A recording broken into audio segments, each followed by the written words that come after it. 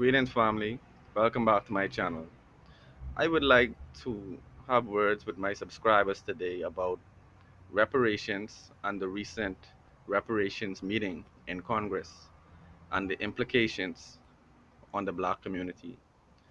People, we have to discuss the potential that reparations is being used as political football.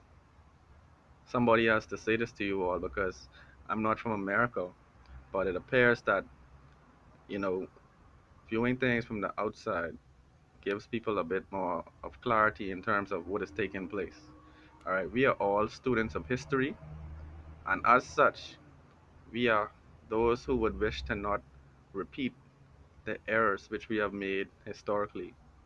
Okay, now there is the potential that reparations is being used as a carrot and stick tactic by the Democratic Party, right?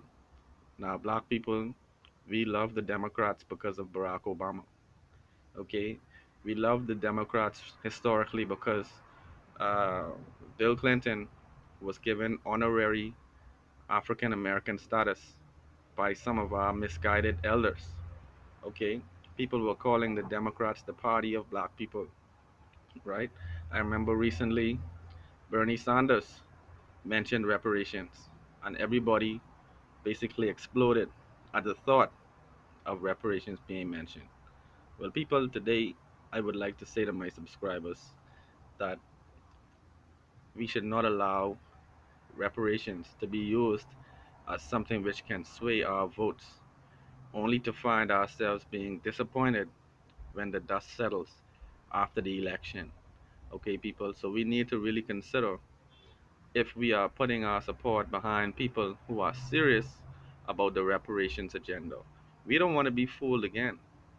All right, I remember recently that ADOS was formed, the American Descendants of Slavery, and there began to be uh, more discussions. There were more think tanks considering the potential for reparations and the implications on the black community, right? And people, we have to force the hand of politicians to give us concrete evidence that this will be a platform that can be implemented and will be implemented. All right.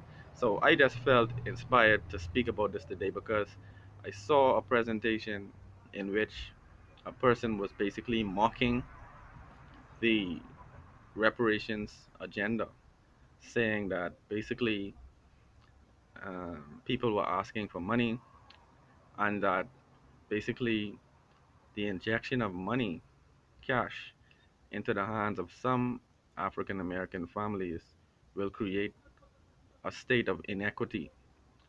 There will be a state of resentment among the black Americans, some who did not descend from the plantation, who will be recognizing the injection of capital as um, the creation of an imbalance, an inequity, right? There really should be, in my opinion, there should be a fund of some sort that can accrue interest, right? There should be a fund that builds interest that can fund maybe um, employment initiatives, perhaps um, tertiary level scholarships. Maybe this can be cash that can help improve infrastructure of the homes in our community and improve infrastructure of our communities. Perhaps we can buy some of those depressed towns. Maybe we can get grants of those depressed towns that we can convert into a mecca for black business. But we really should be looking for things that inflation cannot devalue. This is my point. I think money is one thing, but if we get money, can we guarantee that this cash has been adjusted for inflation?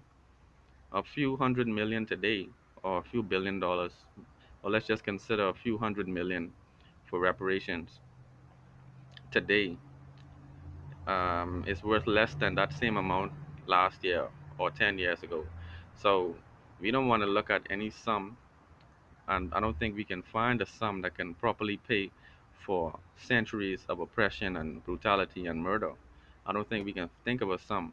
But if we do use an amount, we need to consider um, being paid in the form of something that cannot be devalued, like gold or perhaps in land. Land can appreciate over time.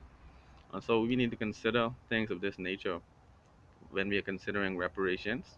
And we need to consider if, let's say, hypothetically, half of the black community receives payments because of their lineage and the other half does not. Will we see the squabbling, or will we see like the quarreling? Will we see a division begin to take place in the black community? So when this cash comes in, we need to consider ways where it can be beneficial for black people in America in general, while also paying homage to those families who would have descended from slavery. So I'm not going to make any suggestions. I think black Americans can think of what is appropriate. I'm only saying that in this case, we don't want to allow the Democratic Party to foreshadow something which will be like a vain illusion to be pursued but never attained. We want to have real action. So let's not allow the Democrats to use us this election cycle. We need to actually have a concrete plan, one that will be able to pass a bipartisan House, something that will be substantial, something that we can look forward to and not be bamboozled once again. So, people, let me know what your thoughts are in the comments below about the reparations issue. I also heard that Mitch McConnell said that nobody alive is responsible for reparations. So, this is the kind of rhetoric coming from the white supremacist factions in the American Congress and Senate. So, people, we need to be wary of these people and find ways to work in solidarity. All right, let's not divide at this time. Let's come together to see that our ancestors received justice, and we need justice in a form that can allow us to benefit from it consistently and not have it being devalued by market forces. People, let me know your thoughts in the comments below. One love.